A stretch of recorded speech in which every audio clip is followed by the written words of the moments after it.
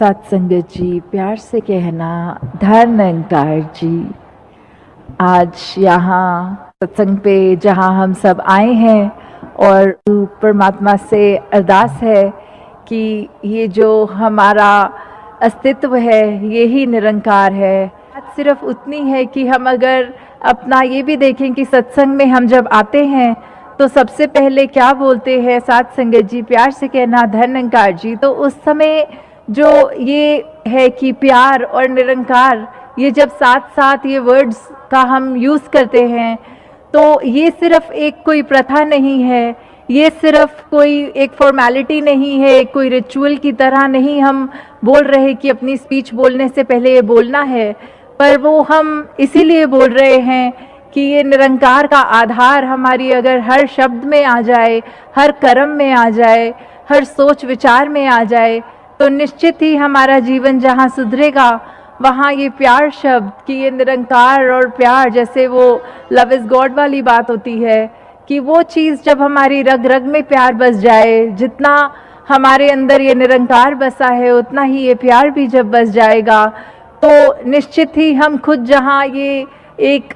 खूबसूरती अपने रग रग में महसूस करेंगे और हमारी नज़रें भी फिर हर चीज़ में वो खूबसूरती देखेंगी। जैसे आप संतों की दृष्टि इतनी महान होती है, हम अपनी मैं मिटा के अपनी ईगो को साइड रख के वो अपने आप को समर्पित भाव में ये सेवा करते चले जाएं, फिर चाहे वो सेवा हमारी कहीं भी हो, किसी भी रूप में हो,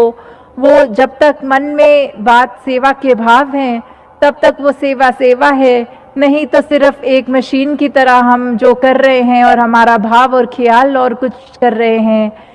तो हम जितना निरंकार को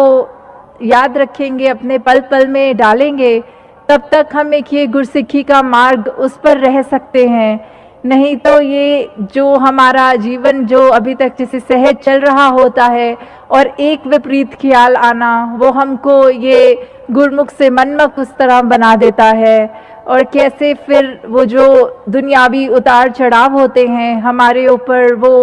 उनका इम्पैक्ट आना शुरू कर देता है। और जैसे ही हम ये निरंकार को वापस याद रखते हैं, ये स्थिर के साथ खुद भी अपने आप को स्थिर कर लेते हैं, तो उसी समय फिर ये एहसास हो जाता है कि अब ये जो उतराइयाँ चढ़ाइयाँ ज़िंदगी विच आंदियाँ ने, तो वही बात कि आना तो सभी ने है, पर जब ये निरंकार प्रभु परमात्मा का हाथ हो सर पे तो फिर वो आके चली जाती हैं, वो असर नहीं करती। तो उसी बात पर कि हम जो एक वैल्यूज़ की बात करते हैं मिशन से जो जुड़ी हुई हैं कि हमें ब्रह्म ज्ञान मिला, हमने अपने वो रोशनी का रूबरू अपने आप को किया, वो एक जो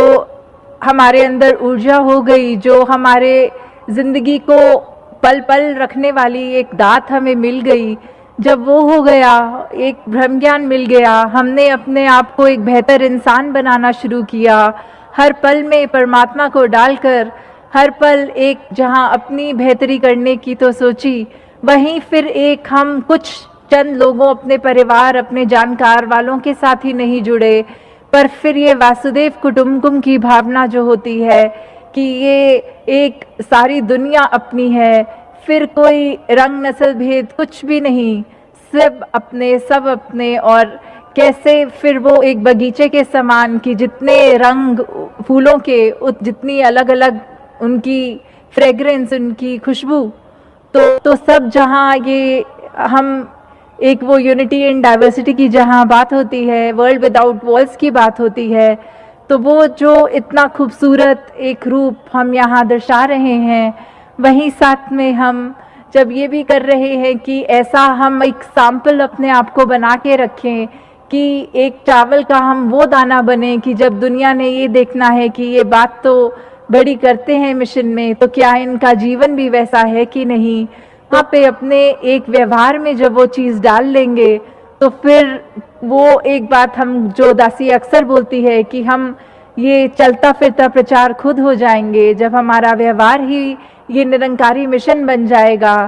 वैसे जैसे कुछ समय से जो बात हो रही है कि सदगुरु बाबा जी के भी शब्दों से, या हम उससे पहले भी कहते थे कि जो शहंशाह जी का युग था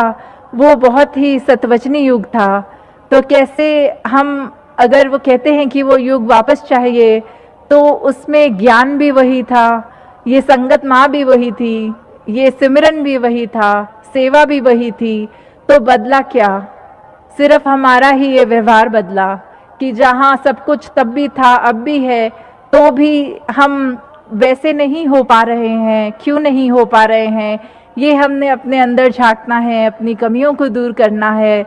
कि कैसे हम अपने मन से सिर्फ सत्संग आके भी उन्हीं का ही सत्कार करना चाहते हैं जिनको हम जानते हैं या करीबी समझते हैं, और जिनको नहीं पहचानते उनको धन्यवाद भी नहीं करते हैं। तो ऐसे भावों से जहाँ हमें निरंकार ने ये इतना विशाल के साथ जुड़ के हम खुद इतने विशाल हो गए हैं, तो फिर वो बात, ये छोटी छोटी तंग दिलियाँ अब बहुत हो गया, उसको और हम अपने साथ कैरी फॉरवर्ड करके उसका एक वज़न लेकर अपनी ज़िंदगी में ना चलें कि बस अब ये समागम आ रहा है तो निरंकार प्रभु परमात्मा से खुशियाँ मांगते हुए ऐसे चलें कि बस ये जो भी हमें शिक्षा मिले यहाँ, वो हम ताउम्र उनको हूबहू अपनी ज़िंदगी में इम्प्लीमेंट करते हुए जाएं, हुए सेवा भाव से, जहाँ वो खुशियाँ भी हमें उस रूप में मिलेंगी, वो सपने को साकार करने की बात। तो अब हम सब संगत का वो रिस्पॉन्सिबिलिटी हो गई है कि हमने भी उस कार्य को आगे से आगे बढ़ाना है। और कैसे हम सब ने ना तो सिर्फ यहाँ समागम जब आएंगे तो वो एक डिसिप्लिन का एक हमने मर्यादित रूप में अपना आप को अर्पण करना है, पर ऐसे अगर हम हर समय करें कि ये जब सत्संग हम आएँ तो वो सत्संग का आनंद कितना अब हम वो और महसूस कर पाते हैं जब हमारा दिमाग, हमारा दिल, हम वक्ताओं को जो बोल रहे हैं उनको एक शांत पूर्वक सुन के अपना कर उनकी बात फिर वो लागू करें। तो मिशन क्या है? मिशन ब्रह्म ज्ञान है। तो जितना हम इस ब्रह्म ज्ञान को समझें, हमारी साथ साथ हर दिन में वो जब ब्रह्म ज्ञान और जुड़ता जाएगा तो हम वही सिर्फ अपने आप को सालों में नहीं, हम वो एक इस लिमिटेड एक इटर्नल के साथ जब जोड़ लेंगे तो खुद भी हमारे शरीर की ज़रूर कोई उम्र हो सकती है, पर जब इस निरंकार की ही उम्र नहीं तो हमारी ये आत्मा का भी नहीं। तो हमने जब ये अपना असली रूप, ये परमात्मा पहचान लिया, तो फिर हमें बस वही बात कि हम खुद ही ब्रह्म ज्ञानी, आप निरंकार वाली जो बात होती है, तो दासी और शब्दों का प्रयोग नहीं करेगी। वही निरंकार से यही मांगनी है कि बस हम ये हम्बल रहें, हम ये असली प्रमाण दे पाएँ कि हम इस मिशन से जुड़े हैं, वो हमारे बिहेवियर में बात आ जाए। साथ संगत जी, ध्यान निरंकार जी।